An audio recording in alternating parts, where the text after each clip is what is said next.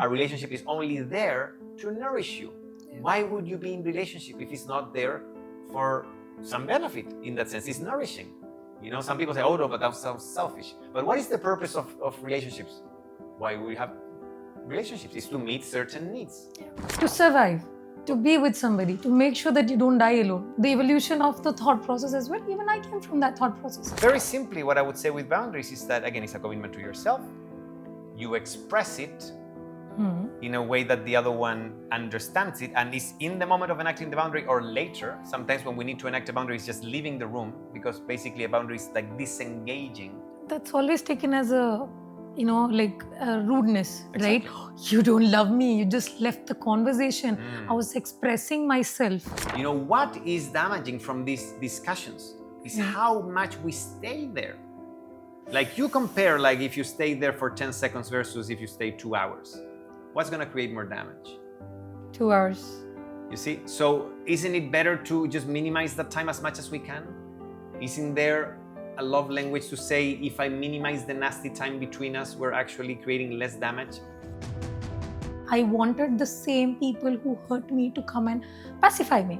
I wanted the same environment which did not give me the growth opportunity or the willingness or the openness to come back and turn around, right? And I waited and wasted a lot of my years, probably 10, 15, 20 years, waiting for that environment to change. I don't live in an environment that is not supporting my growth and nourishment. Well, that's your responsibility.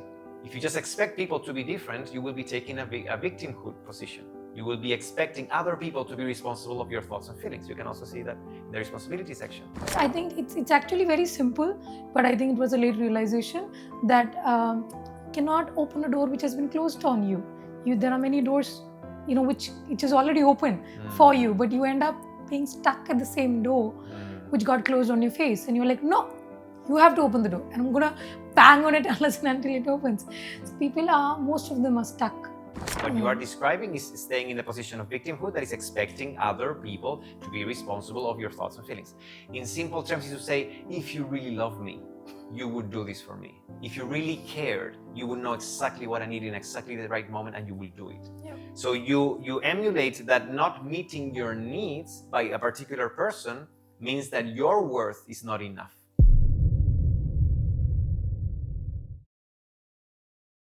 Today I have a very special guest.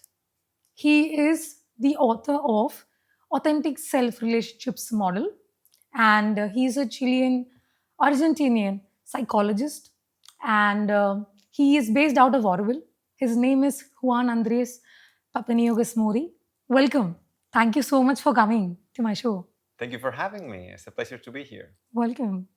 And one of the things I would like to highlight in his work is that the way he comes up with the insights, right? Sometimes we might be a little stranded in our life, and he puts across very insightful knowledge, but in a very compassionate way. It kind of unlocks something inside you, which was kind of like locked, right? It's like putting a key and so that's something that I have experienced, and I've had many people say the same experience as well. So let's unlock something in our audience as well today. Let's give it a try. Thank you. So I'd like to, first know about your journey. Like, how was it in your early life? How did you come about where you are right now with respect to the modality that you service people with? Can you enlighten us with some knowledge? Yeah, thank you. So let's say that now I'm in a stage of my life that I'm very committed to bring truth-based relationships as the most basic default model from which people would live relationships that can be nourishing for them. And to get there, I think it's been a journey since the beginning of my life, because it started also in a particular way by also being the only son of two psychologists and psychotherapists as well as me.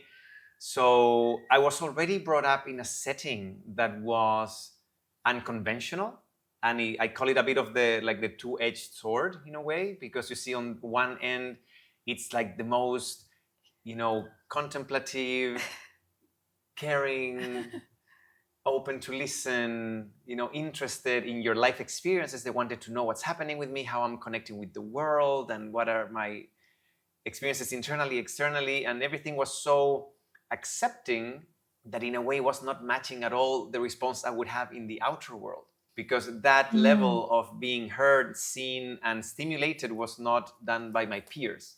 So it was very hard usually to connect with my peers. I was a toddler, I was very young, and I couldn't have that sense of belonging that easily because I felt weird. I felt like I had this vocabulary from the psychologist and I was talking, I was even mocked about the words I would use. It was hard, but at the same time, I think I had enough of that support at home that would support me to be that truest self as much as I could contemplate at that time. So for me, it's been, I think my whole life has been a journey of realizing that there is something clear and truthful that is in my essence. And there is somehow an obstacle to connect with people through that. I think at the beginning, I may not have needed so much other people, peers, and I was my only child, creating my own plays and games, and whoever wanted to play with me was welcome. But only I think when I was more in the teenage years is when I started needing peers, because we are in a more social stage. Yeah. And then is when I didn't know how to belong, how to be part of them.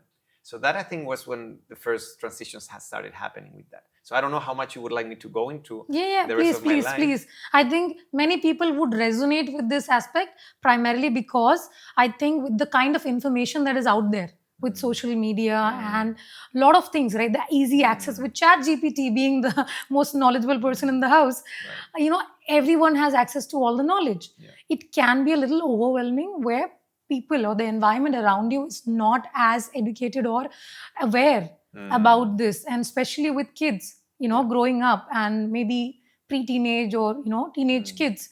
How do they navigate? Like, I understand it happened very long back, but what would be your advice with respect to navigating that phase? Because that's majorly I've seen that age group, or currently it's one of the pain areas with respect to the young generation. If you can enlighten us, that'll be great. Yeah, it's a good kind of full circle kind of a thing, because what would I have told myself even at that time? How can we have resources at that time of our lives to say, well, you can still honor your truth and you don't need to, in a way, compromise your sense of belonging or your sense of togetherness with other people. And this is exactly what has been the journey, is to develop ways to take responsibility of the needs we have, of the processes we have to develop with other people around us, with a clear guideline that allows you to be who you are, but starting to co-create. This is for me the key word, the key concept that allows us to live these truth-based relationships that I talk about, is that we realize that instead of just coming with a preconceived notion of what a friendship should be, what classmates should relate, how they should relate, or anything like that, we actually say, hey, so who am I? What is important for me? And how can I see if there's space for this in the common space? So this is a little bit of what the authentic self-relationships model is about. But before getting there, just to tell you a little bit of the rest of the story, like, I didn't know how much to do. So actually, and we're going to talk about this later, I had to just create a persona that was liked.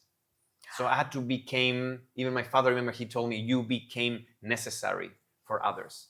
So I became more of a pleaser. I became more of I want everybody happy. So if everybody around me is happy, I will belong. So these are the things that only many kids do that. It's tend to, you know, at that age.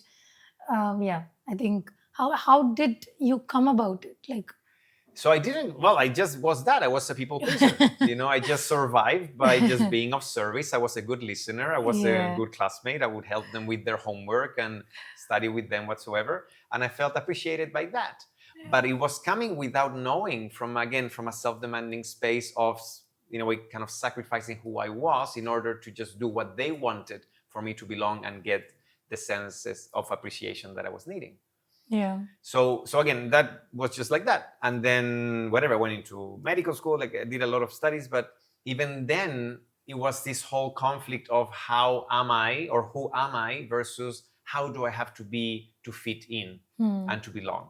Yeah. And I think I was just doing it. I was just doing what I thought I should.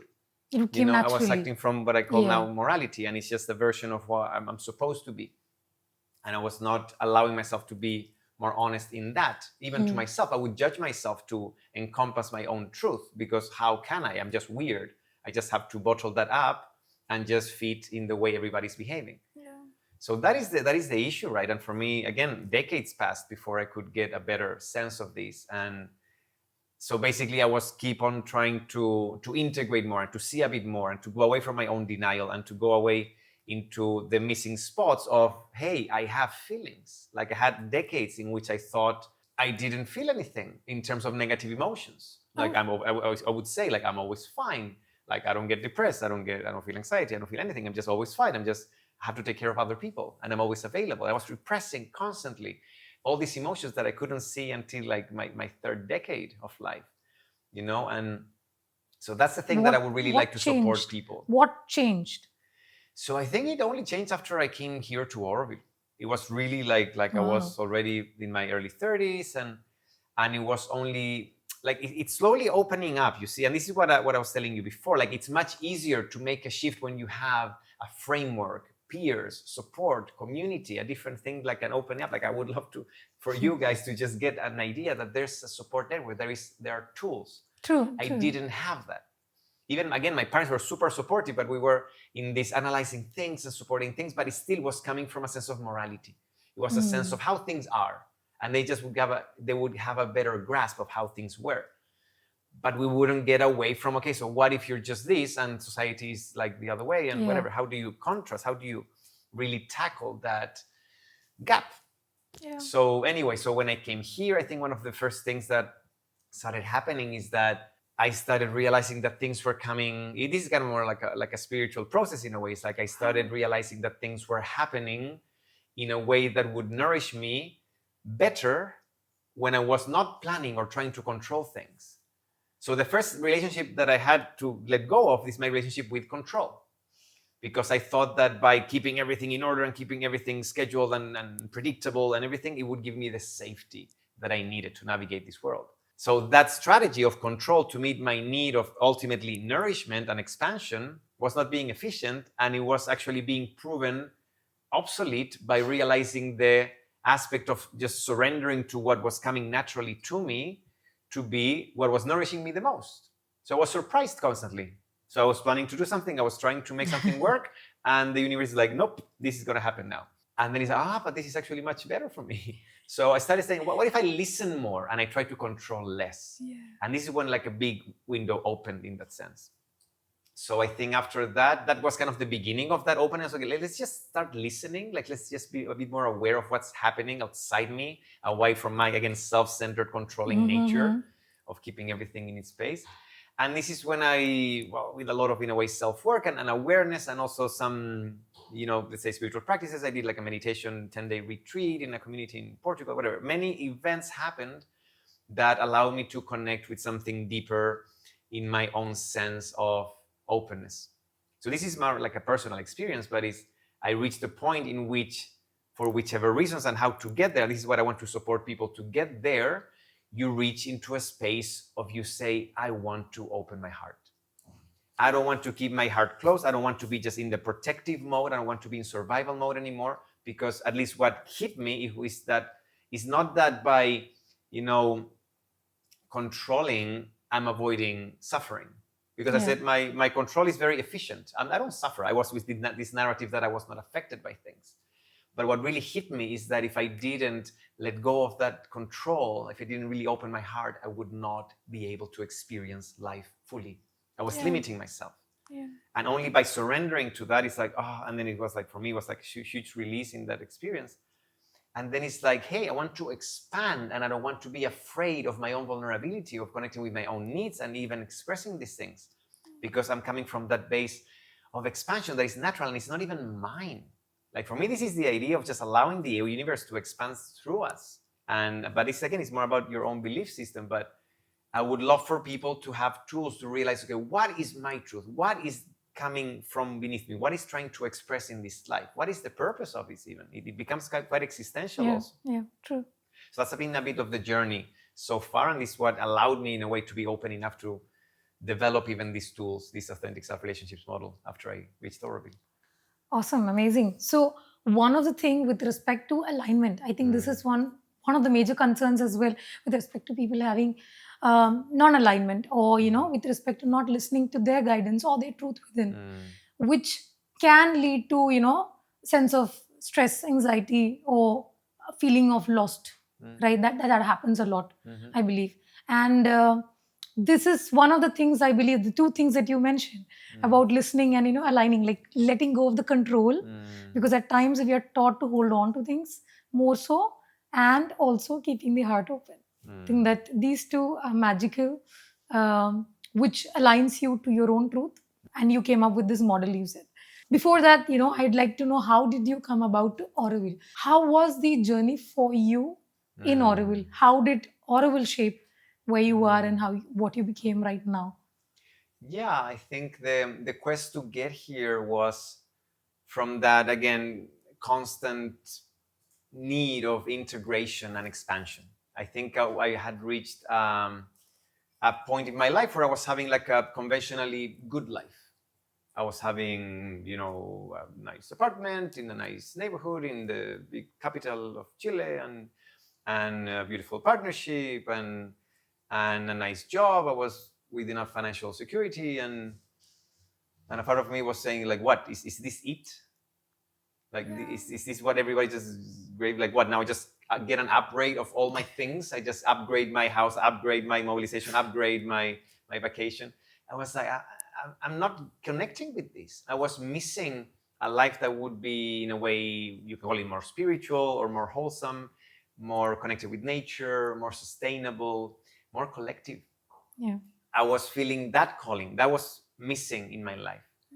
And again, with the support of that partner at that time, I think I needed that. I needed to have someone else that could validate those needs and share those needs. By that sense of shared reality, we decided, hey, we both have a similar calling, and let's explore a new place to live.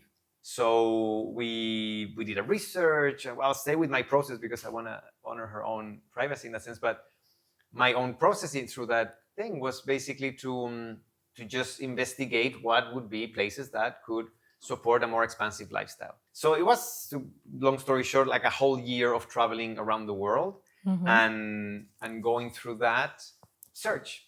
And whatever, plan A was Canada. It didn't happen for the weirdest reasons, and then we were just going to India, for just passing by in a way. And yeah, it's a longer story, but the gist of it is that Auroville is kind of pulling its strings, and we had to come just for the weirdest reasons that we just came here.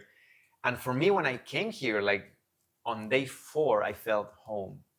And then I was like, whoops, like I have to be responsible with this feeling, away from the control that I had, because we had, like, again, Gantt charts and all this planning, because I was telling you, I was very much into control and just predefining things.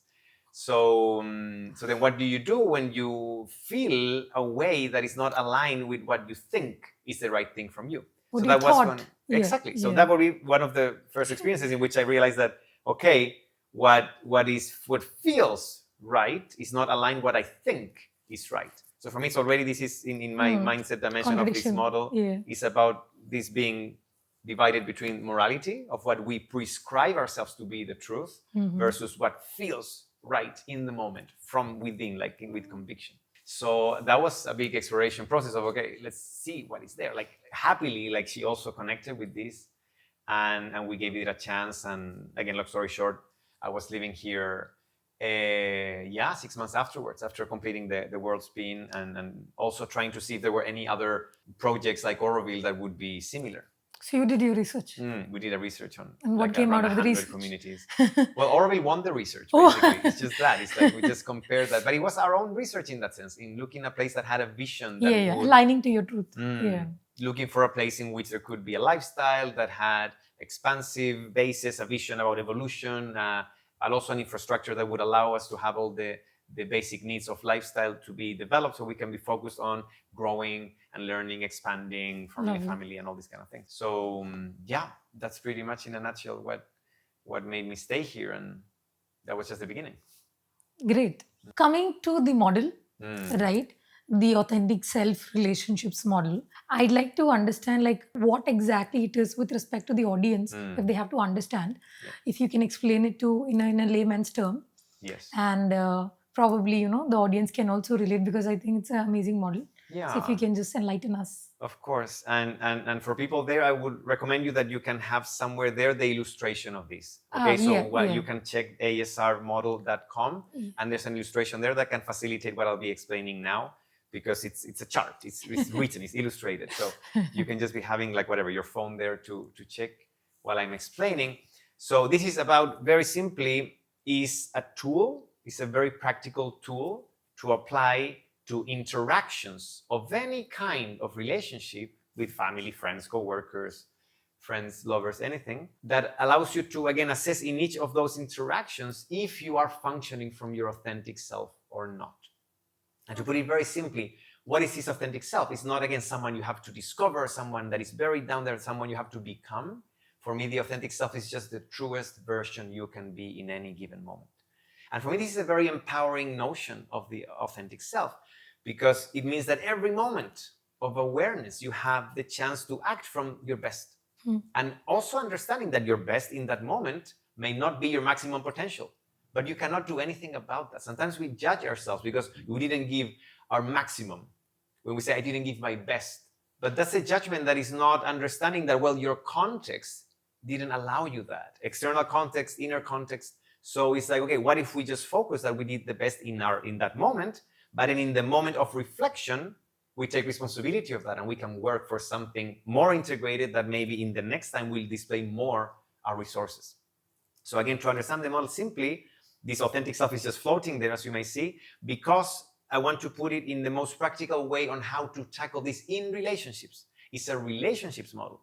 So what we want in every relationship, if we want to live from the authentic self, my proposal is that we live relationships from a space, a common space that I call sincere consideration. And this space of sincere consideration, again, in a nutshell, is basically to have an awareness and an understanding of your truth, what feels right in every moment. And you can see the other person for who they are, as much as you can see, as much as you're capable. Is the closest thing from empathy. But I'm not calling it empathy either, because also there's a very mistaken understanding with empathy that we believe that it's just putting yourself in someone else's shoes. That is not empathy, that is projection. Because then you're imagining yourself how the other one would do. If I say, oh, no, you did it wrong. You know, when that happened to me, I did this and that and it got solved. You should do that. If we give advice like that, we're imagining that other people are the same as we are. But we're not. We're all individual creatures in this world. We are completely unique and special. And if we don't address that, we'll not understand that every relationship also needs to be unique. And then we have to find what is the truth of each of those relationships. Okay. So that's a space of sincere consideration. This is where we want to be in relationships. And now, this is what we want to see. How can we get there? So the sincere consideration, you're going to see in the model that you have 3 different dimensions that allow you to get there. You have an uninterrupted pathways, and you have interrupted pathways that has a little symbol. That little symbol is showing you that you're going into a pathway that is going against your authentic self, that is not allowing your authentic self to be present. But if you follow all the pathways that are uninterrupted, you'll reach sincere consideration. And that, in simply, is to say that your mindset needs to be open to explore truth from curiosity and humility. You need to be taking full responsibility of your thoughts and feelings. And you need to be aware that you should give only, or that you're giving only when you feel generous, when you feel the joy of giving. Basically, don't give if you don't feel the joy of giving. You cannot force generosity either. And we're going to see these things in a bit later. And then how you use the model is that every time you find yourself in these other pathways that take you away from the authentic self, this little symbol, that is a symbol of reflection, takes you to the self-work section. So how to apply it? You see something went off, something feels wrong in your body, you feel there's a knot, you think about this interaction and something feels weird and you want to address it. So you look at the model and you ask yourself, where did I function from? So then you ask, where was my mindset at? What was I thinking regarding the responsibility of what happened? You know, was I giving, was I imposing myself to give? Was I forcing myself to give? Or was I really giving from a space of generosity? And again, if any of the answers are moving you away from the authentic self, you go to the self-work section that will allow you to first individually assess what are your fears? Why am I not allowing myself to be my authentic self? And maybe understand what are the wounds, what are the emotional imprints of our past that are just emotions that are experiences that have been triggered, that are not making us get away from these patterns, because again, between this fear and these wounds, we create patterns that are these movements away from the authentic self, but they're basically there to meet our needs. So when we do this self-work section, the first part is understanding your needs. And when you understand your needs, this is when you can actually allow yourself to start afresh and say, you know what, instead of trying to have this strategy that has not been working for me, doing it all on my own, I'm going to see if these needs can be met in a common space with people. So you bring the needs you have found into the co-creation aspect. So then you will see if this particular relationship can meet those needs. And we're going to see in detail how to do that. But basically, this is the huge core of any relationship, that is co-creation. And you will see if you're living the same relationship, if you have the same idea of what kind of relationship you're experiencing, and how you give space and time and energy to see each other for who they are. With the last bit, and this is when I'm finishing, is that through that process of co-creation, you need to assess two things very, very importantly constantly. That is the assessment of boundaries and compatibility. Okay, so those are the big labels and the big highlights of this. Yeah. And we can go into that in detail also. Yeah. But that's a little bit of the overview. Couple of questions based on what you've just mentioned. So with respect to authentic self, and when we are trying to be that authentic self, it could also be, I think that is also one of the reasons I think you explained that how Auroville became your home. But at times being authentic and being in an environment or with people, friends, or connections which are not authentic, right? It does not gel well, and at times you kind of feel like you're the odd one out, and it can be little tough, or people make the environment might not be supporting you in that journey. How to come up with, and that you mentioned the compassion part, right? Sincere consideration, compassion. How to make that available in the environment where it might not be already present. So I didn't talk about compassion per se. I talked about empathy, sincere consideration. But you see, this is very important, because you cannot make people be how you need them to be. You cannot create a context out of thin air that is perfectly nourishing for you. So what do you do when you feel you're in a, let's say, hostile space, that you cannot grow, that you feel limited because people is not aligning with your vision, with what you need? That's what you're asking, right? Yeah. So for me, in that moment is when you have to, again, address, what do I need? This is why the part of the self-work section is part of that. Like, you have to understand these needs that probably you are forcing yourself to fit in, you're forcing yourself to do all these things, moving you away from your authenticity, because you're afraid of, again, losing belonging, and to be, again, outcasted, and to be the odd one out. By the way, I like to call Auroville the place of the odd ones in. But that's another story. So when we are facing that kind of misalignment is when we have to, again, take responsibility of our thoughts, our feelings, and our needs, and realize, well, why am I enabling this to happen? Because any interaction with someone, if it's not serving you, if it stays in your life, is only because you're enabling that, meaning you're not taking responsibility to end it, meaning you're not allowing yourself to define your boundaries. And to say it in a very simple way, boundaries are not limits you impose on other people. They are commitments to yourself. So if you can say it in this context, for this question, you say, well, I don't live in an environment that is not supporting my growth and nourishment. Well, that's your responsibility. If you just expect people to be different, you will be taking a victimhood position. You will be expecting other people to be responsible of your thoughts and feelings. You can also see that in the responsibility section. Yeah. And this is what happens a lot. It's like we don't dare sometimes to explore what is nourishing us, but we hide in a safer space that is take the victim role and to say, well, people should be different, things should be different, I don't deserve this. Yes, you don't deserve it. Nobody deserves to be treated in a way that is not nourishing or serving their growth, but you cannot enforce that. You cannot demand that from anyone. So taking responsibility means to, again, develop a boundary that says, I don't talk to people that performs this, performs that, and anything that is not nourishing. So then you can, again, you can come to them, you can talk to them, you can develop some co-creation, you can see if they're open to that, and developing co-creation from reality checks and all these things that we can see in detail later. But ultimately, you see if they are willing to collaborate or not.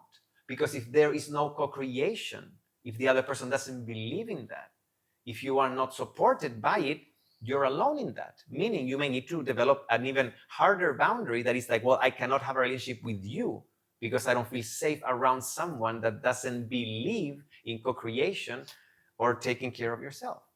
That's beautifully said. And also, one of the thing is that, see, as you said, it's not about the environment as such, but there are sometimes, people are so needy or maybe wounded with respect to being in the same place, because I've done that. I'm just, I done that for a long time, wherein I wanted the same people who hurt me to come and pacify me.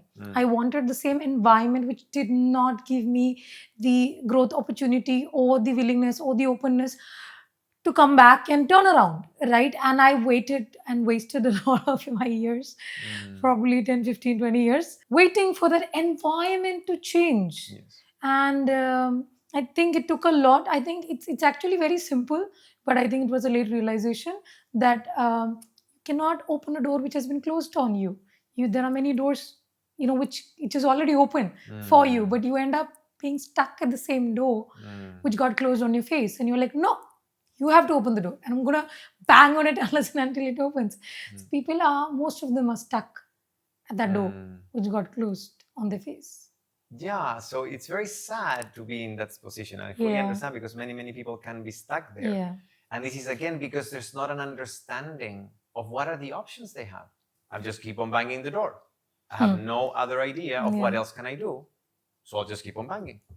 You see? So this is how victimhood is displayed in real life. What you are describing is staying in the position of victimhood, that is expecting other people to be responsible of your thoughts and feelings.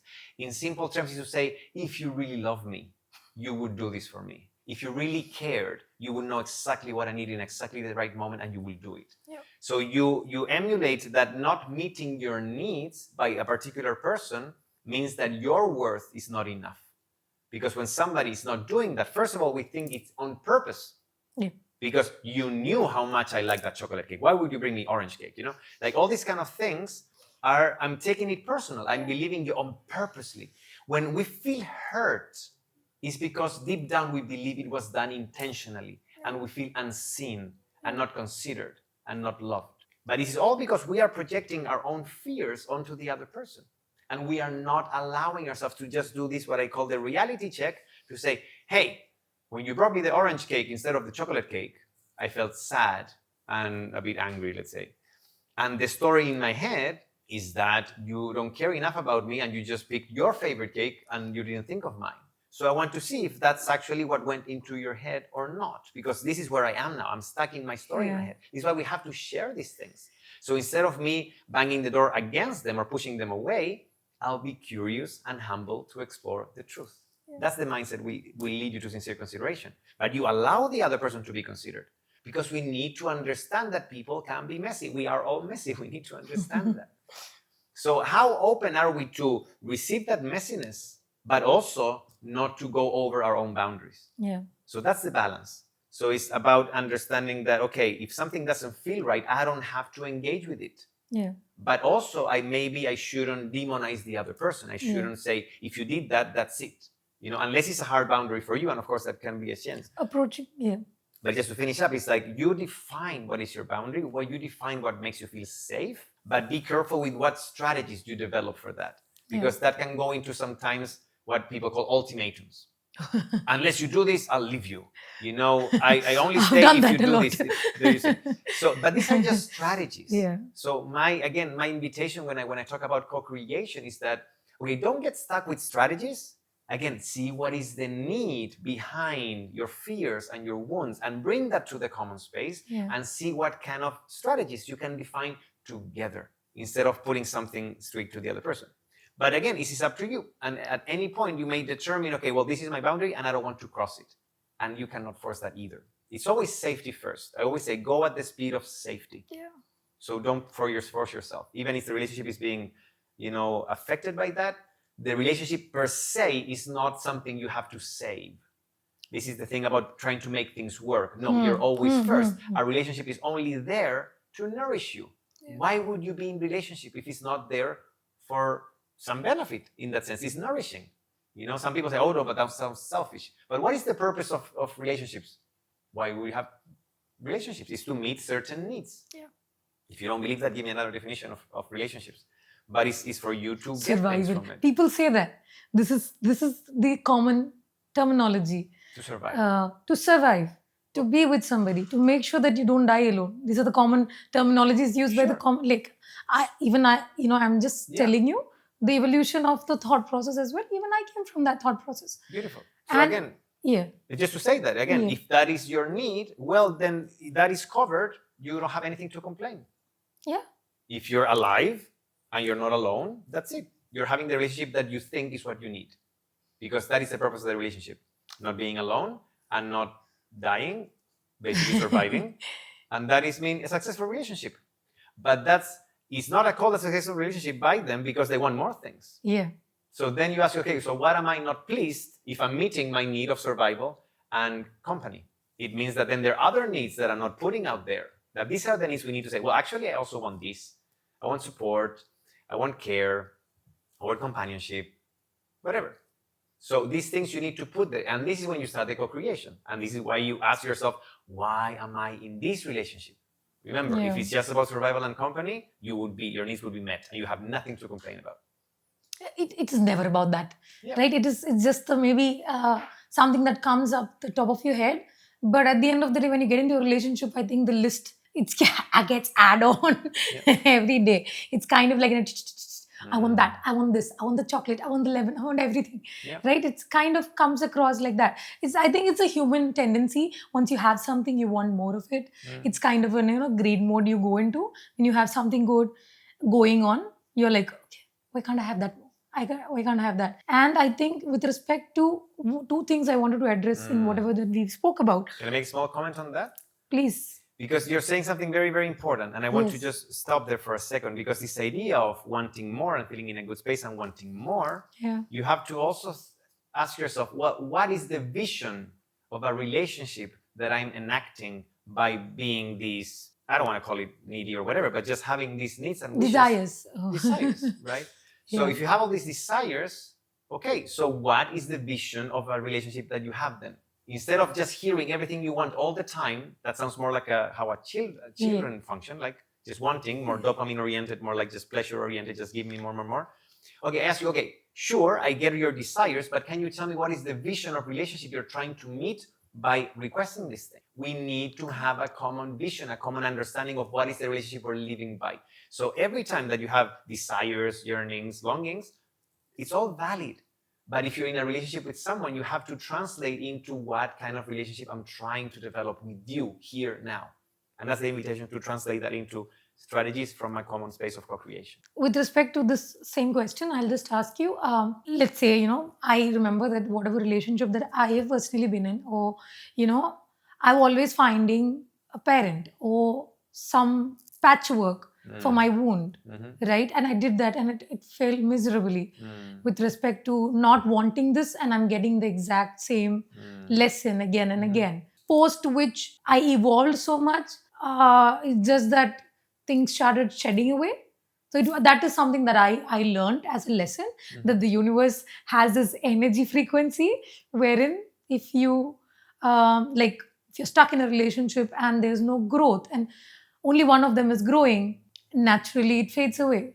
And naturally that it kind of imbalances, or I've seen that multiple times. I feel the co-creation part, honesty is something that we are kind of hesitant to, because again the people pleasing comes in initially with respect to a relationship. When you're starting from a wounded side, you are in the people pleasing phase and you want to actually be nice in front of them, and you tend to push away your needs. And the moment you realize that no, this is not how I want it, I'm not being happy, even if my basic needs of the basic safety is being met, I'm still not happy because I'm not my authentic self.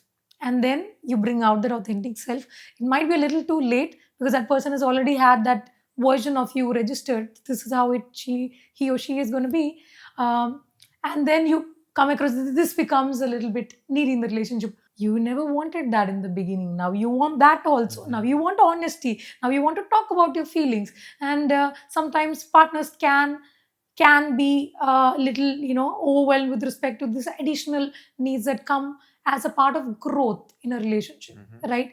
And that can come across as needy or extra, or like, this wasn't discussed before. Why is this coming up now? I'm not ready to face all these things. So how does that happen? Like, because the person who's expressing them might feel also, am I being too much? And it can be also overwhelming for the other person as well, with respect to these additional needs, which was never discussed. So how does that come across? Yeah, so it's a very good example. I think it can be a situation that many people can relate with for sure. And it's never too late. It's never too late to bring the truth into the picture. But it's always, you need to come back to a space of co-creation. Before you start just asking for more things, you need to have a conversation with that person. This is how the co-creation starts. Even if you have not co-created in the past, you have to start that with the other person. It's like, hey, I would like to talk about our relationship. Are you up for that? That's the first question. It's so simple, but you need to ask it. Are you willing to talk about our relationship? Some people don't even worry about it. Like, just do your thing. Didn't you read the script? The hidden script that is somewhere there? Do your work. I'm doing mine. Exactly. So you have to see if there's openness for that, because that's the first layer. You need to see if there's compatibility in. Do we have a similar vision for a relationship? So we can just bring a very tiny bit of novelty there. It's like, hey, I would like to talk about relationship. Maybe they say yes. Okay. And if they say yes, you can just go into, okay, so I would like to have more spaces to discuss how we feel on the day-to-day basis. How do you feel about that? Oh, you nice. ask them. Oh, that's so nice. It's different than demanding, like, listen to me, I have my feelings. That sounded so nice. I'm bottling up forever. Now just listen to me, and I'm going to storm out because I piled up so much that now it's gonna, you never listen, you never do this. We do that because we have no idea how to keep this up. Yeah. Because we bottle up. And if we bottle up emotions and feelings, they're going to explode one day. It's like a volcano. Okay? So you can see how that happens. And it's never too late to just come to the common space and say, hey, I would like this different. But again, this is the magical question. How do you feel about that? You ask them for consent. You are working with them. You're not demanding something because now something became important to you. That will be very self-centered. It's like, hey, I have my new needs in my path of growth in this world. And as you're attached to me in this relationship, you just have to service those new needs. That is not sincere consideration in any way, because you're not connecting with the other one. You don't see them because your imperative need of focusing on yourself has become so huge and unattended that you become demanding. Yeah. But it's not because you are nasty. It's because, like, I cannot hold it anymore. It's a breaking point. It's a breaking point, exactly. Yeah. So whenever you do that again, you have to take responsibility of your thoughts and feelings. And that includes, what do I think of this other person? How do I feel about that other person? Those are your thoughts and feelings. You have an impression of who the other one is. The more you know someone, the more you know what they like, how are they usually function.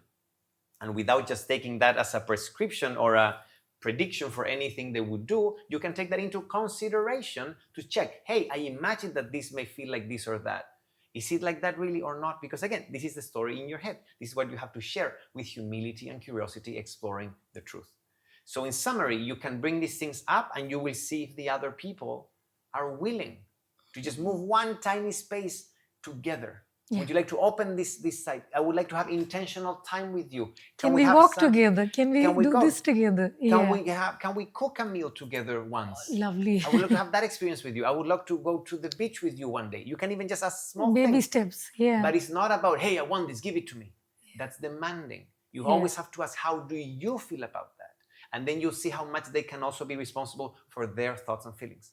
The more you check this in the co-creation, it will be expanding more and more if the other one is also willing. Now, what happens if the other one is not willing? That becomes an issue of boundaries, because then you have to reassess your relationship and say again, why am I in this relationship?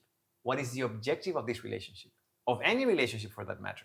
And then you have to see, okay, how much for you is important to have a space in which, for example, you can express how you feel about things in life. That you can express your opinion.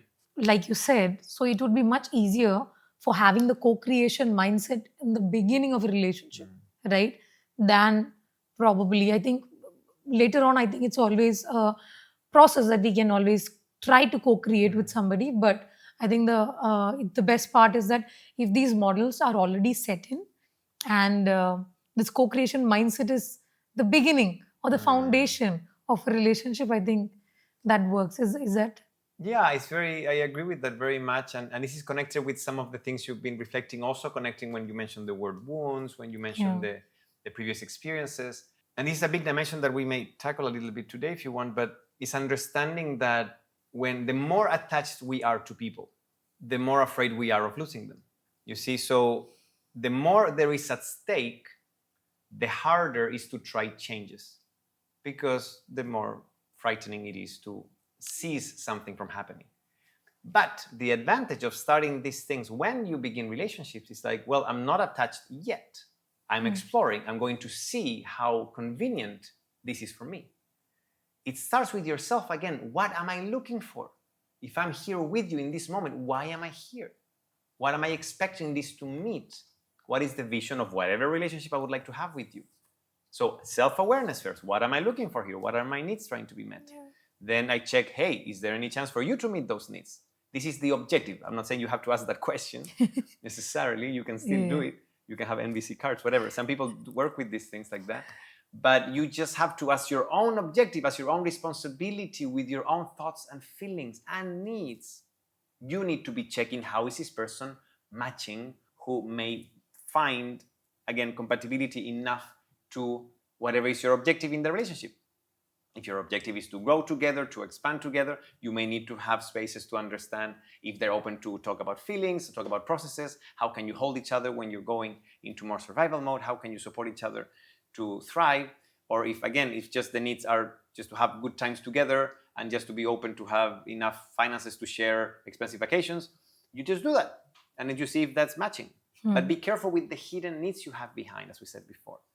So the first stage is always for you to know what are your objectives in a relationship. Why would you have that kind of relationship?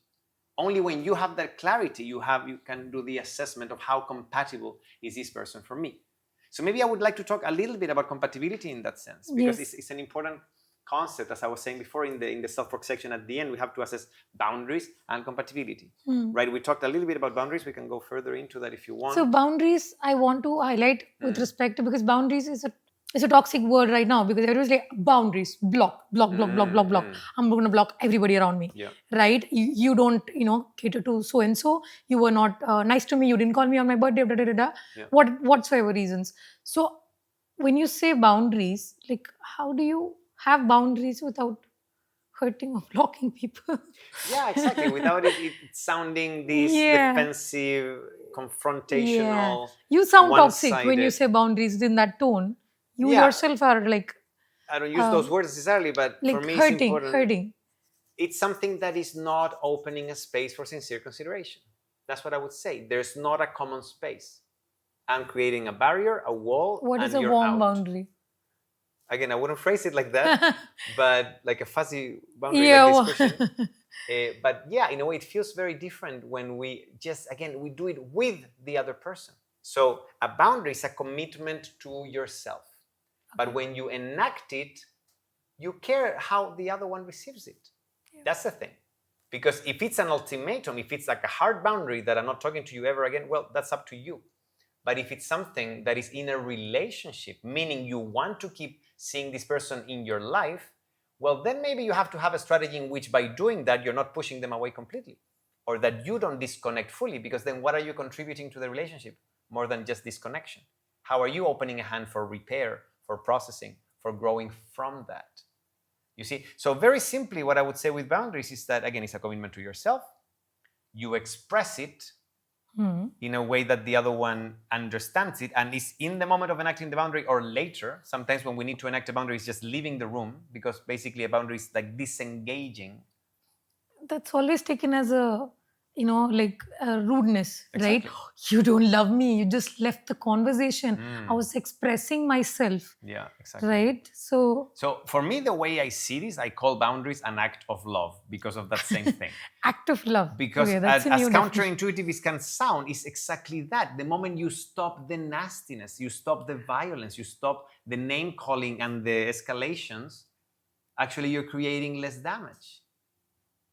You know, what is damaging from these discussions is how much we stay there. Like you compare, like if you stay there for 10 seconds versus if you stay 2 hours, what's going to create more damage? 2 hours. You see? So isn't it better to just minimize that time as much as we can? Isn't there a love language to say, if I minimize the nasty time between us, we're actually creating less damage? Hence, we're prioritizing love over just getting your point proven or wanting to be right or just trying to overpower the other person. So, but to get there, again, you need to share a vision. You need to share a belief system. Okay. You need to start from scratch. Okay, so to describe boundaries in a more comprehensive way, you need to understand before the boundaries, yes. I'd like to understand this volatile scenario that we just created now with respect to one person expressing their needs and their desires or whatever their concept was, or maybe the lid just went off. It has been piling up and it just went off. And the other person it's kind of a little bit of overwhelming situation wherein they feel encroached and their sense of safety and boundaries. And what exactly is the dynamics there? How would you want to bring in sincere consideration and boundaries? Beautiful. So sincere consideration may not happen there because there's no togetherness. People are bickering, they're fighting. So what would I recommend for people to do? You're in the middle of a discussion, an argument, you are struggling. You can only manage these things individually. You cannot control the other person at that time. Like I like to call this the werewolf. Like for me, werewolf. We all have werewolves inside. And just putting a bit of humor and it's just to understand that we all can get into a nasty space. Like I don't know anyone that has not recognized that they went into a place, a way of functioning that they're not proud of themselves, that they don't like. And they don't like to be like that with others, right? You also have it. I also have it. We all have it. So let's call that the werewolf. Okay, so we all have a werewolf inside, but what do we do? And it should be a common agreement, and this is part of the co-creation. Let's agree that when the werewolf comes, we stay away from the werewolf.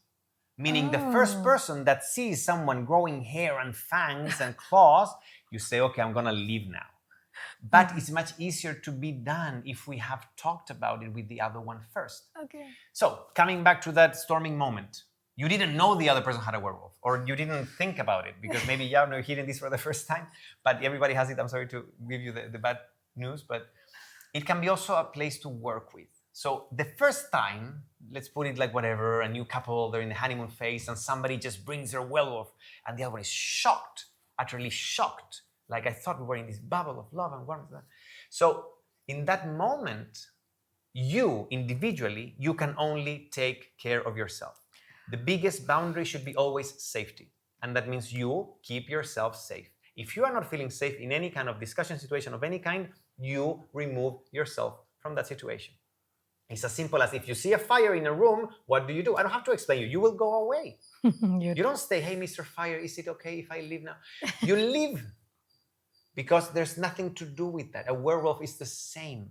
There's nothing that you're going to get out of them. There's not going to be a nice consent. Yes, of course, you take your space. I'm going to be fine. I'll just hit the pillow.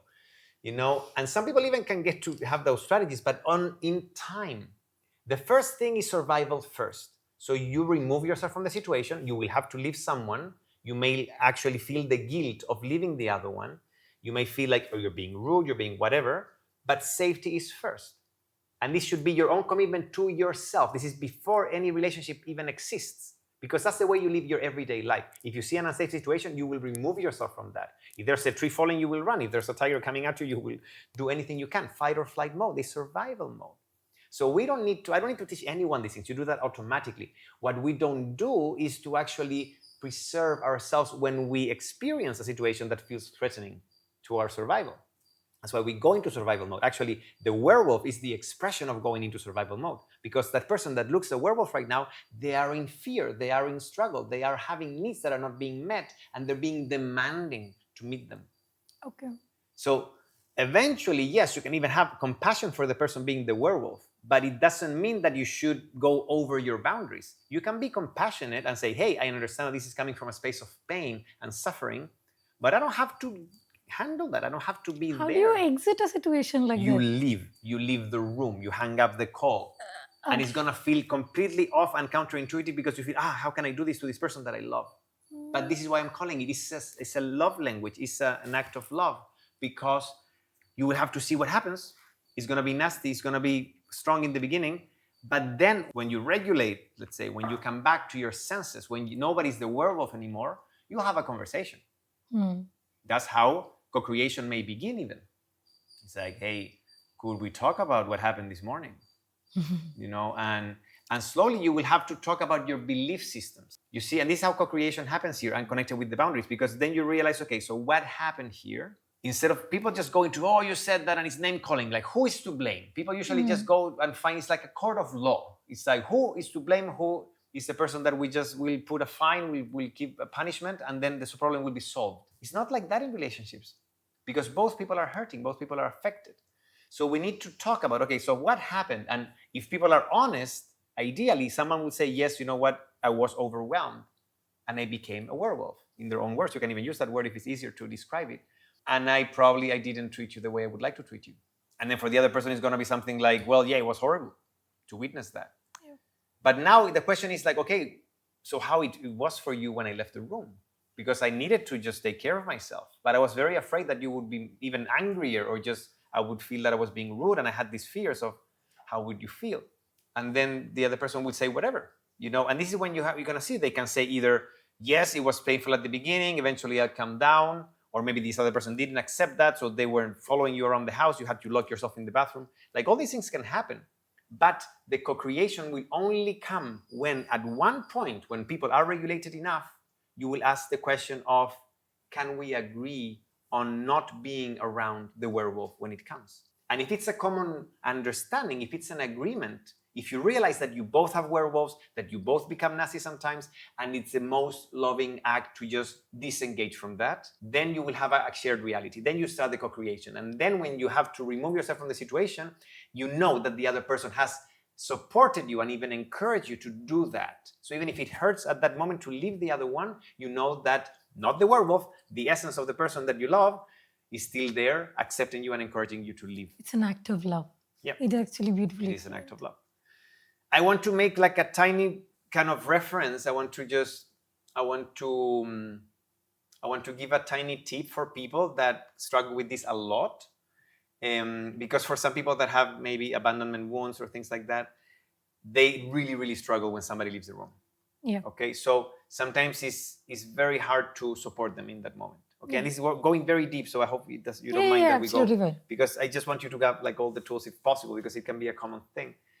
You can use sign language for this, and this sign language is connected with how you can make, as much as possible, create reassurance to the person that is becoming triggered. So if you even have agreed that leaving and disengaging yourself from the situation is what is needed and is the act of love in the relationship, it still can be very, very painful and very hard to receive. So at that moment, we need to realize that if the person is going to get even more triggered if we leave, we can have a complementary technique that is with this sign language that I'm talking about. So it means that you will have to create a communication, a habit in which you will create a sign language. You can do whatever you want with your head, with your body, something that is recognizable. And you can do this, you can be anything. You can just try it out yourselves. And then you're going to be working with the other person. And you're going to repeat by doing the sign language. And you can be grabbing your ear, and you can just be saying, I love you. I'm with you. Now I don't feel safe and I need to leave. This is not against you. This is for my own self-preservation. And we'll deal with this later. Okay? And you can make that speech, or you can make another speech, and you create something. You can co-create that also together. And you define something that makes sense and it feels truthful for you. Because you have to repeat that for a few days, even weeks. Keep on repeating it. Because then when the moment comes that the werewolf comes and you need to leave the room, you can just do like this and leave. And it could be also a word. It can be a code word. It can be a sign language. It can be anything. Anything that is easier enough to express. Some people cannot talk when they are dysregulated. Yeah. When I'm feeling completely haunted by the werewolf, I need to leave. So if you can say a word, if you can make a sign language, if you can clap 3 times, it can be anything.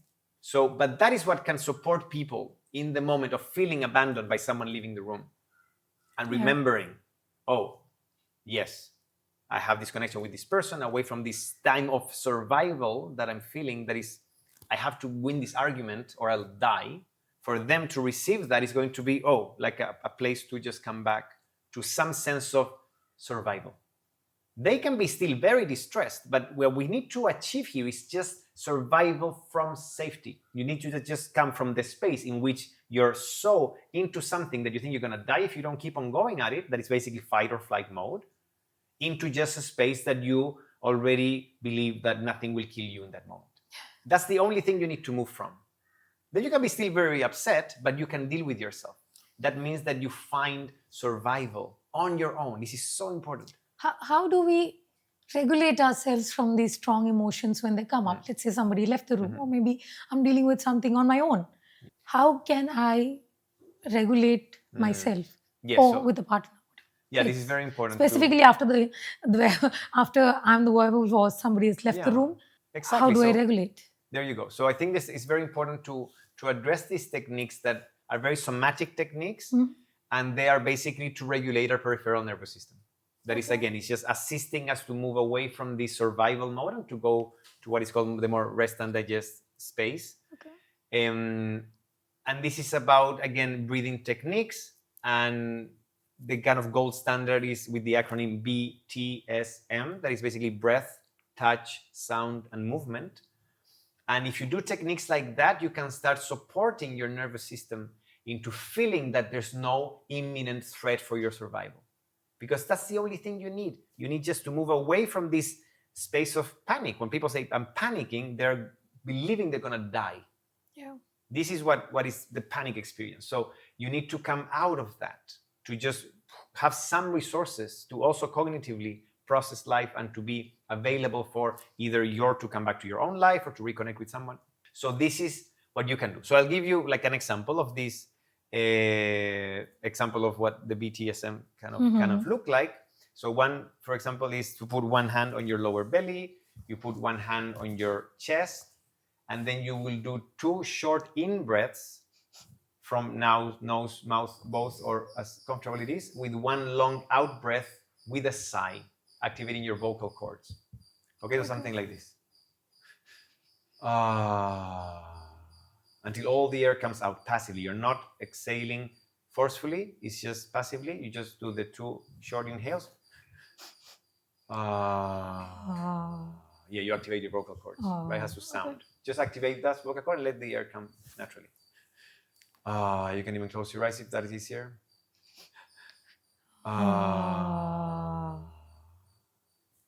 Try to monitor how much air you're taking in. If you're breathing too much air, you may get a bit lightheaded. So don't hyperventilate, just regulate that. If you practice this, I recommend this to be practiced actually every day. If you can just do this every day, you will reduce the tension levels in your system. We don't realize how much stress we're piling up every single day. So if you just do that, after 2 minutes, your nervous system kind of resets. And you're going to feel, I want to have this as a default. This should be like my baseline every day, every time. And the more you can do that, practicing it, not because it's a palliative remedy, it's not because it's a pill, you will actually start feeling your body being more relaxed, and it's like more of a buffer. You have more capacity to deal with the stressors that come. And even when a stressor comes, you can even do it again and more intentionally and with better practice, and it's going to be more efficient. So in a tense situation, you can... Yes, so again, ideally you have practiced these things before. Everything is again, everything preventive is much better than palliative. To have a good lifestyle is much better than just have surgery every 10 years because you had a heart attack because you ate horribly. So work on lifestyle, work on habits, work on routines. But yes, if you are trained on this already, you can start today. If you have training in this by yourself, you actually can do that. And whenever somebody left you or you had to leave someone in the room and there's a lot of distress and there's a lot of pain and suffering and questioning and all this survival mode is kicking in, you do that. You just self-soothe and you come back to a place that, again, may not be super wonderful, but you're not afraid of dying. And that allows you to regroup and find your resources to come back to what are your needs of that moment. Okay? This can also be combined, briefly to just go into this, to a technique that is called more like into reparenting. So basically, this is actually what we need, is how can we be our own parent? How can we be the holding, supportive pillar voice that can bring us back to our center, that brings us back to our truth? So you can combine this, what is called bottom-up regulation, from the body to the mind, and regulate your nervous system. Then you can include, after these 2 minutes, after you have been in the space, you can start connecting with that inner parent you have.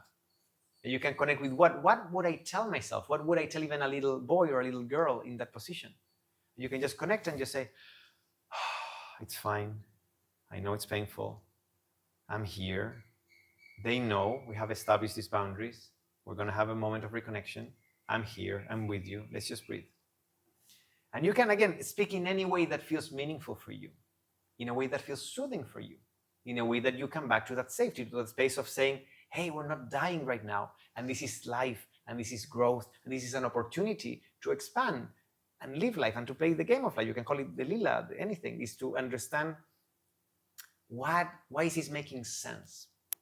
And this, again, is basically rooted in this idea of why am I having this relationship overall? Because if you're in this space and you're self-soothing and you're feeling I'm trapped, I don't have space to breathe, I don't have space to be myself, I cannot express my opinion, I cannot express my feelings. Why am I here? Why am I still here then? And this is kind of the baseline, that is not about the relationship, it's about you, your needs, your lifestyle, your way of expanding, and whatever responsibility you are taking about your own thoughts and feelings and your life experience. That's kind of the message here. This is the invitation for you guys to take responsibility of your life. And this is such a simple and very, practical tool as well, in case, they're in a situation, or maybe you are confronted by people adhoically and you don't know what to do. It's something that you can actually use to co-regulate yourself by just taking a small bathroom break. Yeah, right? exactly. I like that you call it the bathroom break also, because that's usually what I like to suggest. It's the easiest. Like, going to the toilet is the most commonly accepted boundary you can always give. You can have like a meeting in the UN, and then you need to use the toilet. Like, what can you do? Human needs, Yeah. So you can always have that space to self-soothe and allow yourself to do that. Allow yourself to do that every time. Don't stay till the other person finish their point. Don't wait for the other person to feel finished. You can say, excuse me, can you pause for a second? I need to go to the toilet. It's fine, or whatever you need to, and you just self-soothe. So survival is always first. You have to realize, if you keep piling up, if you just, out of kindness, out of politeness, out of being proper and not being rude, you stay in an unsafe situation. If you stay without expressing your feelings, if you take, and your tension level is building up, the higher chances that you will become a werewolf, you see? And the higher chances that there's not going to be a room for co-creation ever in that situation, because you need to be with enough space for you to hold yourself and the other person. That's why sincere consideration is a common space with two individuals. Yeah. If you don't have either, you just go to self-soothing. Every time you receive a no, you have to self-soothe. When I'm talking about boundaries, if you, again, are requesting people to do things, every time you receive a no, you need to self-soothe. When you do reality checks, every time someone is not available for them to receive it, you have to self-soothe, because it can pain every time. Yeah. But instead of saying, why would you? And we go back into the victimhood. And if you love me, you would make time. And why are you not making time? And we get into this state. It's like, okay, you're being you. We can reflect on this, but I have to self-soothe in that time. But then my thought is, okay, how available is this person overall? Like, if I'm being asking to talk for 2 months, or maybe just 10 days, whatever is your limit, and you're feeling the other person not available, you have to make a decision. If that is not being nourishing enough, you have to come back to that understanding of, what is this relationship for? Are my needs being met? But here we have to understand, like, a very important principle of when we can go into an idea of codependency, that when we are expecting that one person in our lives, it can be this friend, this partner, this family member, have to meet all these needs. And this is just a sense of morality, right? It's like, we haven't touched this too much, but this is the script we carry. The mindset on the morality aspect that is taking you away from the authentic self is just telling you that you have to function in a particular way according to whatever script is out there in society. How to be the good son, the good daughter, the good partner, the good friend. It's a script. Oh. And then you are putting people opposed to that script, and you are evaluating them based on how are they matching the script. So then you're saying, hey, you're not being a good friend. You didn't bring flowers for my birthday. Because in my rule book of friendship, bringing flowers for a birthday is a common thing. It's the expected thing. I'm all entitled to expect that. You know, that can be weird, but for someone can be okay, just bringing a present for my birthday. Maybe that's more common. Wish me on my birthday. Yeah, wish me even that. Like, why wouldn't you wish me on my birthday? You know, it can be anything. I invited you for dinner. You didn't bring anything. You came empty-handed. How dare you? You're being a bad friend. You know, these understandings are just coming from the sense of morality. You didn't check on me with the past couple of weeks. Exactly. How dare you? How dare you? All these things. You are being a bad friend. But what is that? Again, the need from where that demand is coming from is very valid. But the way to demand that from the other one without checking if they actually believe in that or if they are capable to provide that is your responsibility. Because why would you get to that space in which you didn't check if this person would do that? So what if two people have different definitions of the same thing, like a friend? Definition is different for both people. Yeah. Exactly. So this is what you have to check. So this is part of the compatibility aspect in the co-creation. So, hey, you want to be friends? You know, sometimes friendship is something that is taken by default also. Like you hang out a few times, you meet for lunch. Yeah, this is my friend. And I introduce you. Hey, my friend. You know, you wouldn't do that with a boyfriend or girlfriend. Hey, my girlfriend. Hey, wait a second. Like, when did I agree on that? We are not consenting, even just for a label. So friend is the most commonly misused and used word. You see, it's kind of a default thing. It's just whatever. And this is, sometimes I don't even like the concept of friend because it's just a friend. You're just using it as a default to say what is not instead to say what is. Yeah. And that is again highlighting Girls the idea. do that a lot. Make sure the boundaries are there. It's a friend. I very like you as a friend. Only a friend. Only a friend. And you introduce it as a friend. And then this is the way to determine boundaries, right? In a very, again, implicit way. It's not explicit. So again, coming back to that question, so in morality, you realize that when you act from those and you're expecting and you're demanding those things, it's just going to be, again, much less efficient for you. So even if you feel you have all the right to reserve these things from a friend, it's very hard. So again, coming back to the definition of friendship, if you are not having the same definition, and this, how you get there first, you have to start asking questions. Or you're going to have events. For most people, things will happen. So for some people, again, a birthday happened and you were not wished on your birthday. And you had been spending time with them for a few weeks. And then it's like, I thought we were friends. Or 10 years. And it's like, but probably you would have known by then, 10 birthdays already. But if it's only a few months and it's your first birthday and they don't call you and you say, oh my God, I thought we were friends. You know, it's demanding. But it's very different to just, again, do a reality check. So I'm going to talk about this a little bit because I think it's important to just express how we start this co-creation in the most mild way before confronting someone. What kind of a contract of a friendship we're going to make? This is too intimidating. Should I have a contract for friendship also? No, exactly. You don't need. Okay, But this is how people may interpret this thing of the co-creation. It's like everything is written because it's like, I think people project a lot the idea of marriage in that sense because that's kind of the contract that is actually written. And then people is like, okay, till death do us apart, you just have to meet all these things because it's written. But anyway, I don't want to go there because you see what is the success rate of marriages in general.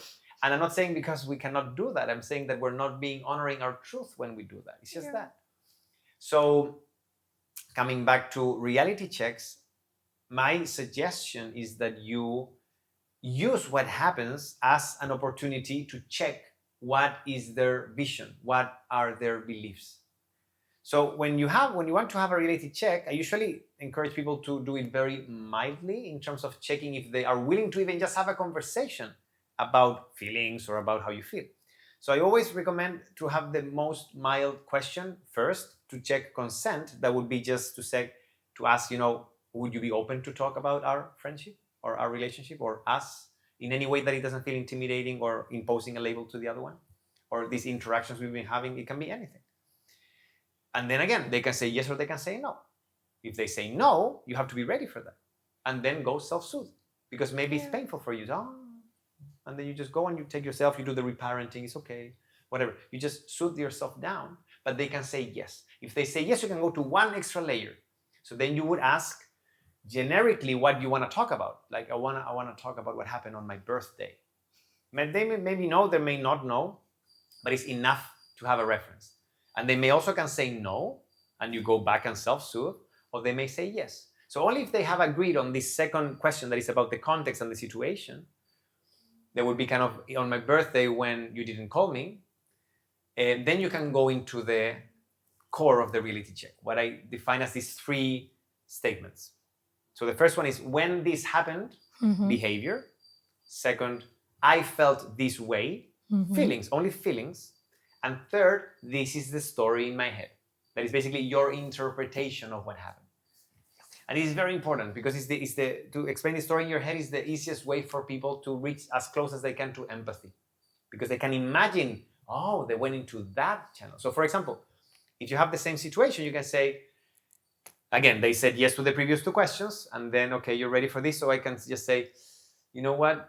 When you didn't call me or wish me for my birthday, I felt sad, lonely, and a bit angry. And the story in my head is that you don't feel as close to me as I thought you were. And I think I consider you more of a friend than how you see me. And that's it. It's just a story in my head. It's coming from a sense of morality because I'm believing that friendship should be in a particular way. But that's fine. We do that all the time. So it doesn't matter if you're coming from morality. The thing is that I'm taking responsibility of those feelings. Why didn't you call me for my birthday? You see, you just go for those things. Most of the time, the conversation never happens. And it's usually a dead silence that follows through any kind of discussion, right? Like anything happens, I'm not going to talk to them. And they also don't know what exactly happened. And sometimes the friendship fades away, or maybe there is a dead pause between those couple of maybe 1 year or couple of months or maybe. But I think this is a beautiful thing to probably mention, right? With respect to sincere consideration and having this conversation done. Three checks. Reality checks with these 3 components. Again, when this happened, I felt this way. This is the story in my head. Yeah. Okay. And ideally, the way you receive this is that if you receive a reality check, and also you can give a disclaimer, because again, remember, you have to put it in the context of the ASR model, the authentic self-relationships model. And it's about doing this, taking full responsibility of your thoughts and feelings, and not taking responsibility of the other person's thoughts and feelings. When you take responsibility of the other person's thoughts and feelings, you are stuck in guilt and blame. And this is very connected with what you were just saying. We become conflict avoidant. We don't address a situation because we're afraid that the other person will judge us, will see that we're not doing our best, or however notion we want to judge that, and we want to minimize the situation. So if you express your feelings and I take responsibility of them, my focus is going to be pushing away the conflict. Oh, but I didn't mean it to do that way. But what I said, it was this. No, but I didn't say that. I didn't do it like that. I'm making a lot of effort to try to change the way you interpreted the situation so you don't feel that way. I'm just, very vehemently pushing away the role of a perpetrator in me. I want to be taken away from guilt. I want to be taken away from guilt. How to react to that? In which position? Like if... When you are in that position, what to do? Yeah. So you realize that you're becoming, again, conflict avoidant. You are taking people's responsibility. You are taking responsibility of other people's thoughts and feelings, and you're stuck in blame. And then you realize again... No. The other part, like let's say I told the story in my head. Exactly. And then they come back with, no, that's not it. And then how do I okay. So again, if I start expressing the reality check, Yeah. and you're immediately defending, that is this pole of defensiveness stuck in guilt because you're taking responsibility of my feelings, I can either stop for a second and give you a disclaimer that would be basically, where am I coming from? To say, you know what, I'm giving you a reality check. This is for me to express how I'm feeling. I'm not expecting you to take responsibility of this. It's my responsibility to deal with what happened to me, but I want you to know what happened, because you matter in my life, and I want you to know what happens to me as much as I want to know what happens to you. Would you share that? Is that important for you also? This is how you're inviting the other one. So beautifully said. So you invite the other one for that space of, does it matter to you? Yeah. I don't want you to fix me.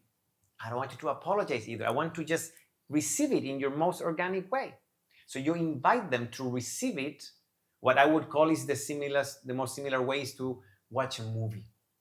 You know, because when we watch a movie, it's like that. We're very emotionally engaged. You're connected with what's happening on the screen. You're like very, don't go there. There can be a monster. Like you're very engaged with that. But have you ever felt guilty of what's happening on the screen? Do you ever feel responsible of what's happening? No, because it's a story. And this is exactly what happens when you receive a story from someone. You say, wow, okay, so you thought I was not such a good friend. So then actually, if I receive this, I can go into the exploration of the truth from curiosity and humility, and I can start making questions. So, so for you in friendship is important. Not even that. It's like just being curious. I'm getting curious. I want to know more because I care. I'm humble and curious to explore the truth. So I want to know, okay, so by what you're telling me, you're saying that, for you, it's important that I call you for your birthday, and that is an important thing for friendship. Is that the case? You say, yes, of course. Okay, I'm sorry. Like for me, I come from a different culture. I have different customs in my family, and maybe I have my own way of seeing the world, in which maybe for me, birthdays are not such a big thing. And this is how I see it. But you are very important to me, and I want you to know that. So there's a chance for me to come into sincere consideration if I connect with what's happening to you without taking responsibility of what happened to you. You see the difference? I connect with what your needs are, and I approach it from a different side and not from the strategy that you're depending on. That is, it only can happen if you wish me for my birthday. Because what is the need behind that? To feel important, to be supported, to just have sense of connection. And maybe I can meet those things in different ways, but we just have to be on the same page for that. That is what co-creation develops. That's amazing. And so let's say there is a co-creation situation, right? And werewolf came. Like we did the other one where they were not co-creating and maybe they needed the exit. Let's say there's a co-creation scenario and one person has become the werewolf. How does co-regulation happens if it's not alone? Like can a partner participate with respect to, or two people participate in the co-regulation part? Yeah, actually, that's a very good point. Sometimes, again, as we said before, we need to come back to safety, and that can be very hard to be done on our own. Again, we did the sign language kind of a thing that can happen, but what if we want proximity, but we are not in a rational state to discuss something and to find safety from resolving the conflict? Sometimes we realize that we're not in a space to resolve things cognitively, but we are in a space of wanting to be in a good space with each other. I call it the shut up and hug me kind of a moment. And if I can say that, or kind of be quiet and hug me kind of a moment, however you want to express. That's a good one. So it's like, I cannot talk anymore, but I need to feel you. Yeah. I need to feel that we're still in this togetherness. I call it the togetherness in spite of conflict. And this is what we can rely on. You know what? Us trying to define what was the issue and again point the finger and try to find blame is not getting us anywhere where we want to be. We want to be in the experience of our connection, and that can just happen by being close to each other. So you can experience that together with your bodies. And there's an exercise for co-regulation that you can do also if people are, again, in their space to be close. Sometimes you are enacting your boundaries, like I want to be very far from you. Okay. So then you have to self-soothe individually and you can process these things afterwards. But if there's space for, let's be quiet and let's just connect, you can do a correlation exercise that is basically, you will lean against a wall, so your back is somehow straight, and you will open your legs and you will receive someone. So you're going to be basically with two legs like that. You will receive someone with their back on your chest, and you will put one hand on their chest and one hand near to their face or their head, whatever is more comfortable. And they can be very relaxed and in a position that is comfortable. And basically you will do deep breaths together, try to synchronize. I usually recommend that the person that feels more self-soothed or more regulated can be the holding. And they will also be the one trying to tune in into the breathing of the other person. And you will synchronize your breathing while you are taking deep breaths. And whenever you do the exhalation, when you breathe out, you will create the sound VU, V-U, that is also activating the vagus nerve and resets a bit the nervous system. So you're going to breathe deeply together. VU. So both people will be doing the VU until, again, all the air comes out. you do that for a few minutes and it's like, what was the conflict again? Like, why Yeah, just looking at it, I'm like why we're even wow. fighting? So this is so important to realize that sometimes we have this belief that we have to fight things. We have to win an argument. You have to have cognitive resolution for us to feel the connection again. And we only want to feel the connection. I'm glad. Oh my goodness, this is like tranquilizing. Yes. It's fine if it takes a bit longer. For some people, it's I 1 think, 2 minutes. Yeah, one was good, but you can stay there as long as you need. Stay there as long as you need, but it was partners, like this is a best thing. Any connection for that matter, I think it's how you honor the person, particularly. Yeah. Right? Just be mindful of boundaries. Just check if it's touch, if it's again consensual, respectful. Yeah. And which you did ask. Yeah. Very so nicely. This is important, not to impose. You just don't try to save someone that is this, because they're not being explicit with their consent. It doesn't mean they're consenting. True. Okay, don't try to fix someone in a panic attack either. Okay. Okay. So I'll just come back to that aspect of compatibility that we were mentioning before, because even you were asking about, again, how do we assess that? How do we assess if someone doesn't have the same version of friendship? Yeah. Right?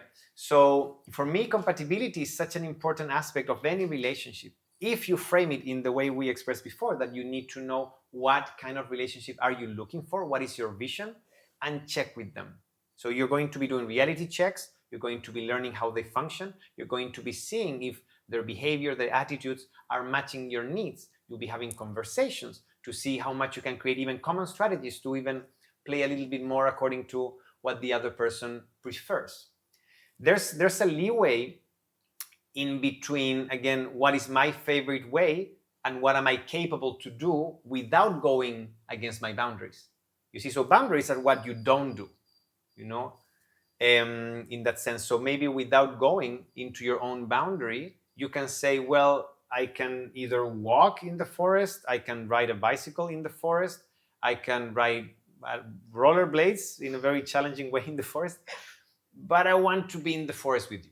You see, so I don't care really how we do it as long as we do it. So then the other person has options. Yeah. So it's not like I want to ride a cycle in the forest. Yes, so then sometimes we are kind of more demanding in that. But if we come back to the need, we can be maybe creative. This is why the co-creation is about that, assessing the need and finding ways to meet those needs. So from that mindset of exploring creatively the co-creation, we can start addressing again how compatible we are. And for this to be understood, it's like we have to really understand the two big dimensions of any relationship. That one is connection and the other one is commitment. Connection is how you feel with someone in the present, is what brings you together, is what you said before, like this initial fondness. It's like, oh my God, like this person so much, and it can be their presence, their sense of humor, there's attraction. There can be different things that make you wanting to be with them. That's the connection. But jokingly, I can say, well, as greedy human beings as we are, we want to keep this over time. So we develop the connection we develop commitment. Oh. This is the strategy to keep connection over time, because it's not anymore about being, it's about doing. So what do we do so we keep the connection alive? And this is our relationship. Our relationship is commitment, is the doing, is how do we experience life together to experience connection. And this is the baseline of what we have to understand. This is the base strategy we have for anything, is I want to feel the connection. So when I was telling you, be creative with different strategies, like that connection is going to feel met in different ways with different particular needs.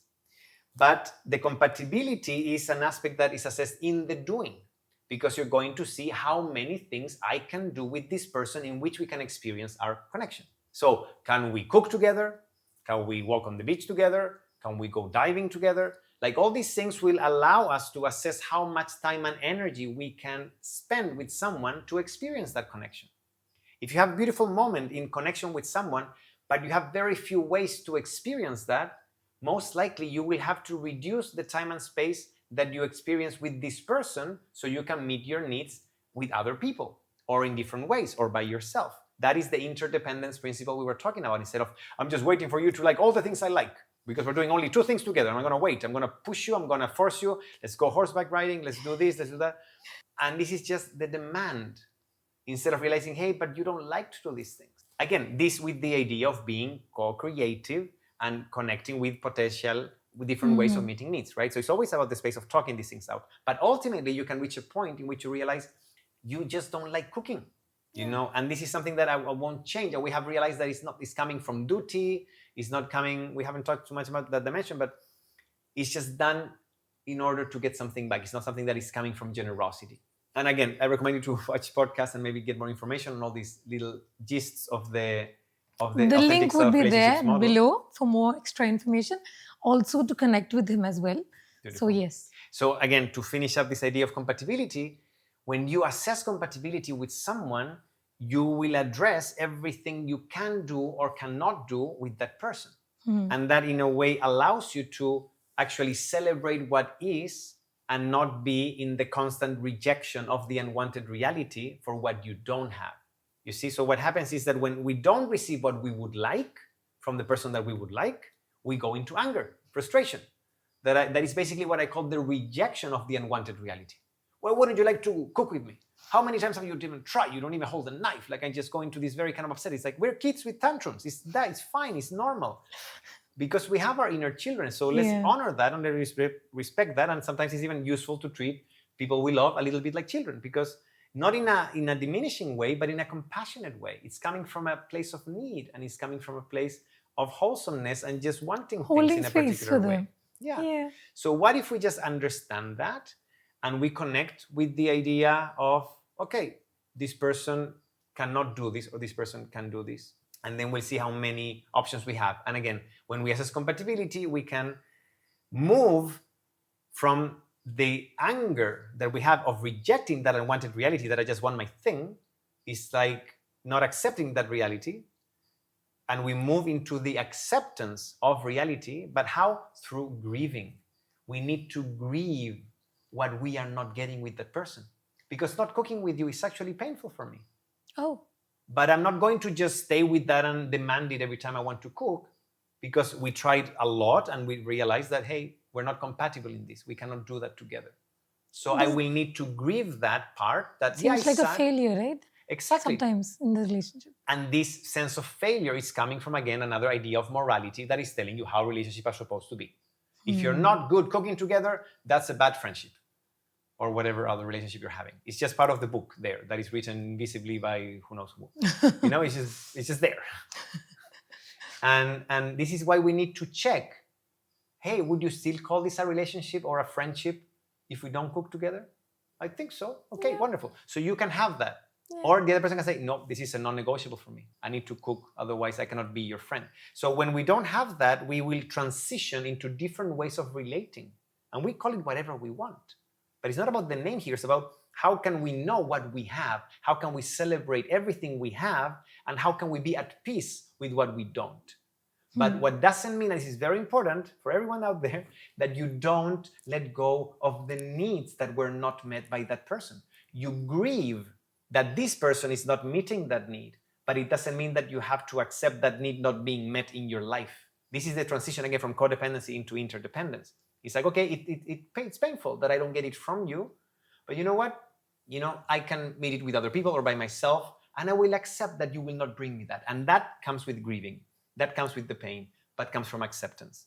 And when I accept that, I will maybe holding myself every time that I face any no from you, every time I want to cook. And it's, oh yeah, it's still painful like this.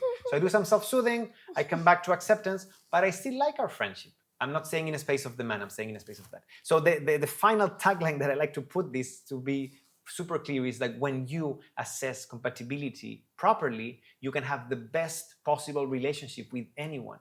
Yeah. Which means that you may also need to grieve the ideal relationship you imagined you could be. But that is only in your head. The real relationship comes from co-creation. And you'll see what is really there. Yeah. And it's up to you to see how much is meeting all your needs or few, and then how to be self-sovereign and find interdependence and find your own well-being, and not to blame that lack of well-being to someone, because it's your responsibility. And any kind of connections has all sorts of emotions. So you need to be dealing with everything and probably, you know, as you said, grow, evolve with each emotions as well. If that's what you want to do in the relationship. So again, I don't take any of these things as a given. You define what relationship you want to have, but you have to define those principles. But check with them. You see? Check with them. Don't That's what assume. I think we do. Assumptions are one of the worst poisons in humanity. Assumptions. And at the same time comes from adaptability. That is one of the biggest gifts. So it's kind of the shadow side of adapting is assuming. And when you have to, again, assuming when you don't need to, when you're one question away to check if what you're thinking is actually the reality of them or not, well, why to assume them? It's always good to ask. Yeah, and be reality clear. checks. Hey, I thought that you would like this. Is that true? As simple as that. You know, I thought, I'm here in the market. I saw some strawberries. Would you like me to get you some? Whatever. And also, you can actually just do it and get it, but don't expect the other one would have any particular response to that. This is an example of giving out of generosity. Sometimes, you know, I just saw the strawberries and I think you love strawberries, whatever, till my recollection at the moment. And I buy them and I'm just happy to give them to you. And if by any chance you said, you know what, I started having like a rejection to red things for whatever reason. Oh, okay, I'm sorry. I'll give them to someone else. You know, this is when you realize that you are acting from generosity because you're not expecting something in return instead of when you give out of duty and transaction. But again, for that, maybe you go more into with the podcast. What is the one thing that you would like the viewers to take away from with respect to the current, like the relationship advice or any advice with respect to connection, right? Because I think it's a little overwhelming with respect to the content that is already available. Because the way that you put across is so calming and soothing and so prophetic. If you can just leave the audience with one line, how to be authentic and truthful in relationships. Yeah, try to make it brief. For me, one of the first things... like take as long as you want, but I think it will be enriching. Yeah, I think one of the first things is to validate who you are. Like there's nothing wrong with you. And everything you feel and think is real. And it's there for a reason. And it's telling you something about who you are. And we all are unique individuals. And we all have different needs and different strategies to meet those needs. There's no particular way to live any kind of relationship. It's about the compatibility you have of living relationships with a particular person in any format you want. So allow yourself to explore what can happen with someone else by giving reality checks, by developing a co-created relationships. Allow yourself to have the most expansive and the best possible relationship every time by showing up, by honoring what you feel, by honoring what is truthful for you, and express it with humility and curiosity to explore the truth of the other person and see how it feels to live relationships from this space of sincere consideration, so you can actually have the experience of truth-based relationships. That would be my wish for all of you. Thank you so much. I think there was a lot of healing for me personally in these conversations. I've learned a lot of things with respect to maybe few things I wasn't doing in the right way. See, when you go in the journey, you kind of feel like you know it all. But hearing you and that to talk with so much compassion, I think it's amazing. And I hope the audience also had a chance to reflect. And probably, you know, your content is always there. I think the YouTube link, the Spotify link, and the details to connect with him is also there. So probably, you know, if anybody resonates, they can always get in touch with you. And yeah, thank you so much for coming and being here. It was always a pleasure. My pleasure. Thanks for having me. Wishing Thank you well you. and